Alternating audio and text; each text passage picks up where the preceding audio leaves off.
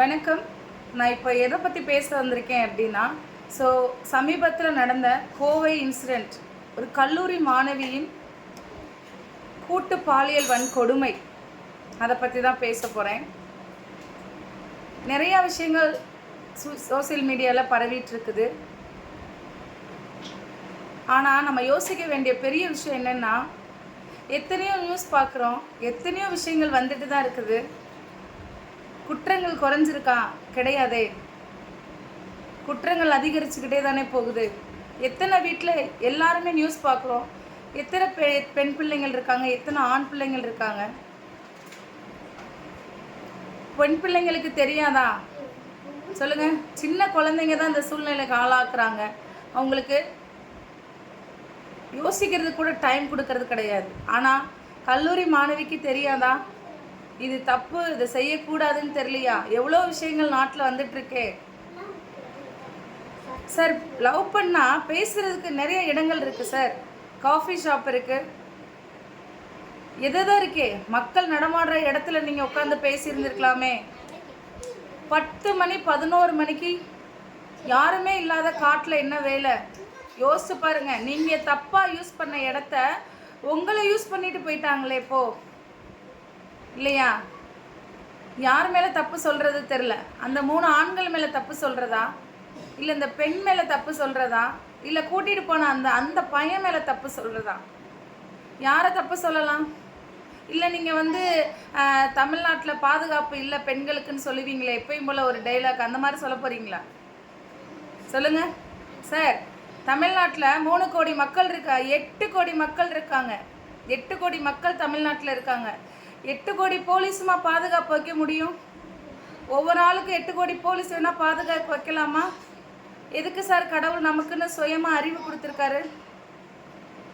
ஒரு ஆண் பின்னாடி 10 மணிக்கு என்ன சார் வேலை? ஒரு பொட்டல் காட்டில் மலை அடிவாரத்தில் என்ன வேலை? அந்த பெண்ணுக்கும் ஆணுக்கும் யோசிக்க வேண்டாமா?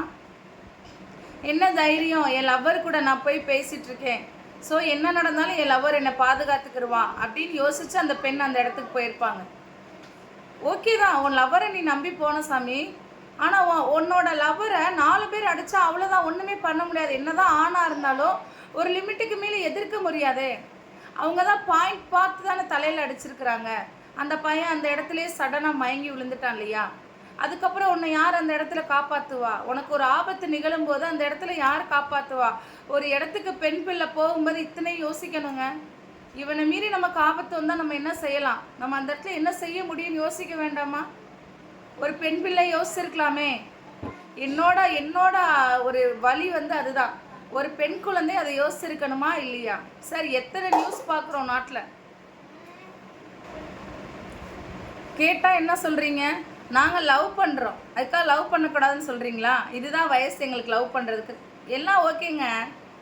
எல்லாத்துக்கும் ஒரு நேரம், காலம், இடம், பொருள்னு ஒன்று இருக்குதுல்ல. 12 மணிக்கு நடு ரோட்டில் உட்காந்து லவ் பண்ணுவாங்களா யாருனாச்சும்? தப்பு அங்கே தான் நடக்குது. ஒரு தப்பு நம்ம லைஃப்பில் வர்றதுக்கு ஃபஸ்ட்டு காரணமே நம்மளாக தான் இருக்கும், தெரியுங்களா? யோசிச்சு பாருங்கள். இன்றைக்கி நம்மக்கிட்ட பெரிய பிரச்சனையாக இருக்குது அப்படின்னா அந்த பிரச்சனைக்கு வெல்கம் பண்ணதே நம்மளாக தான் இருப்போம். நீங்கள் அந்த இடத்துக்கு போகலன்னா இன்றைக்கி இந்த பிரச்சனை நடந்திருக்காதுல்ல. இந்த பெண்ணோட நிலைமை என்னங்க சார்? இன்றைக்கி சோசியல் மீடியாவில் எல்லோரும் பேசுகிறோம் சார்.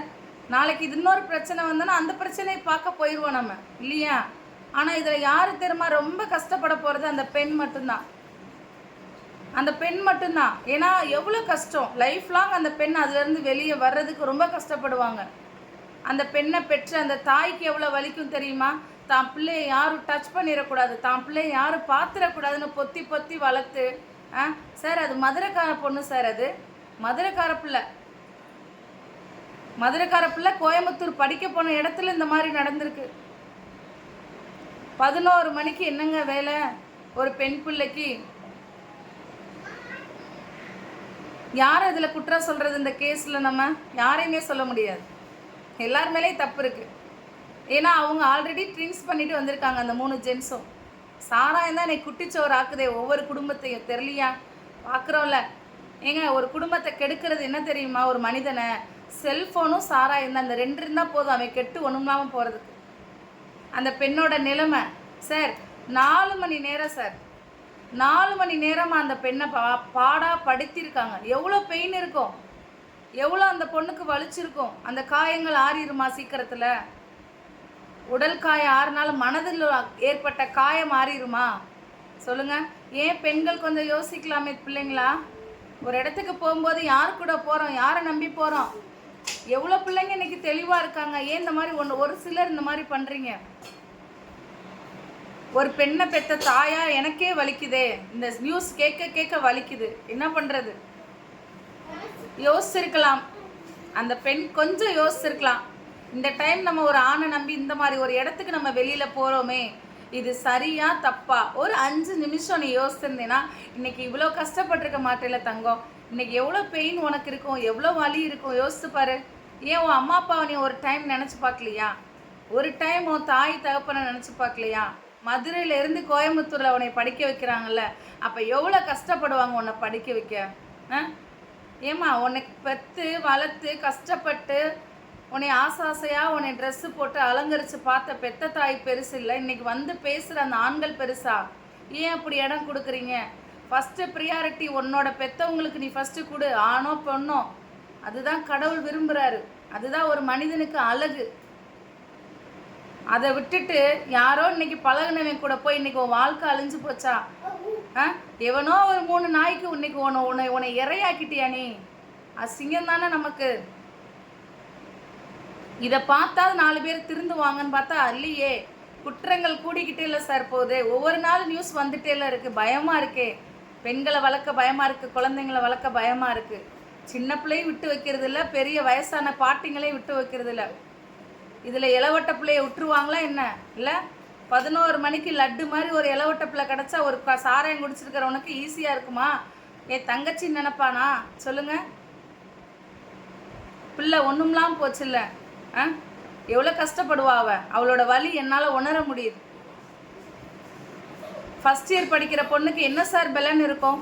ஃபஸ்ட் இயர் படிக்கிற பொண்ணுக்கு என்ன பலன் இருக்கும்? 4 மணி நேரம் 3 ஆண்கள்னால் யோசித்து பார்க்க கூட முடியல. தயவு செஞ்சு பெண் பிள்ளைங்க கொஞ்சம் யோசிங்க, அம்மா அப்பாவை யோசிங்க, உங்கள் ஃப்யூச்சரை யோசிங்க. ஒரு ஆண் பேசுகிறான், ஒரு ஆண் பழகுறான்னா சடனாக அவன் கூட போகாதீங்க. எல்லாருக்கும் அந்தந்த டைமில் எல்லாத்துக்கும் எல்லாமே நடக்கும். கல்யாண டைம் வரும்போது கல்யாணம் பண்ண தானே போகிறோம், லைஃப்லாம் அவங்க கூட தானே இருக்க போகிறோம். இப்போ இருக்கிற ஜாலியான வயசில் ஏன் இப்படி தேவையில்லாத வேலைகள் செஞ்சு மாட்டிக்கிறீங்க? கல்யாண வயசு வரும்போது கல்யாணம் பண்ணால் சாகிற வரைக்கும் நம்ம கூட தான் அவங்க இருக்க போகிறாங்க இல்லையா? கொஞ்சம் யோசிச்சு பாருங்கள். பெற்றவங்கள யோசிங்க, உங்கள் ஃப்யூச்சரை யோசிங்க. இன்றைக்கி பப்ளிசிட்டிக்கு இன்றைக்கி இதை பேசுகிறோம், நாளைக்கு இன்னொரு இன்சிடென்ட் நடந்தால் இன்னொரு இன்சிடெண்ட்டுக்கு பேச போயிடுவோம். அவ்வளோதான். கஷ்டப்பட போகிறது நீங்கள் தான். பெண்கள் ஜாக்கிரதையாக இருங்க. இது மூலியம், இந்த பதிவு மூலியமாக நான் அதை தான் சொல்கிறேன். கொஞ்சம் கவனமாக இருங்க. ஆசை வார்த்தை காமிச்சா உடனே அந்த இடத்துல விழுந்துடாதீங்க. யோசிங்க, 1க்கு 4 தடவை யோசிங்க. நியூஸ் வருதே, பார்க்க தானே செய்கிறோம். இந்த நியூஸுக்கு நம்ம வரக்கூடாதுன்ற எண்ணம் உங்களுக்கு வரமாட்டேங்குதேப்பா. எல்லா பிள்ளைங்களுக்கும் சரி, எல்லாருக்கும் சரி, பெண்கள்னாலே ஜாக்கிரதையாக தான் இருக்கணும். தயவு செஞ்சு ஜாக்கிரதையாக இருங்க. யோசித்து சிந்திச்சு செயல்படுங்க. ஒரு ஆண் இப்போ நம்மக்கிட்ட சிரிச்சுக்கிட்டே பேசணுன்னா உடனே சடனாக அந்த இடத்துல விழுந்துடாதீங்க. யோசிங்க, எல்லாத்தையும் யோசித்து பண்ணுங்கள். கண்டிப்பாக அந்த மாதிரி விஷயங்கள்லேருந்து கண்டிப்பாக நம்ம வெளியில் வந்துடலாம். சரியா?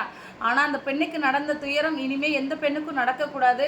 அந்த பொண்ணு கூடிய சீக்கிரத்தில் இதிலேருந்து வெளியில் வரணும். எல்லாரும்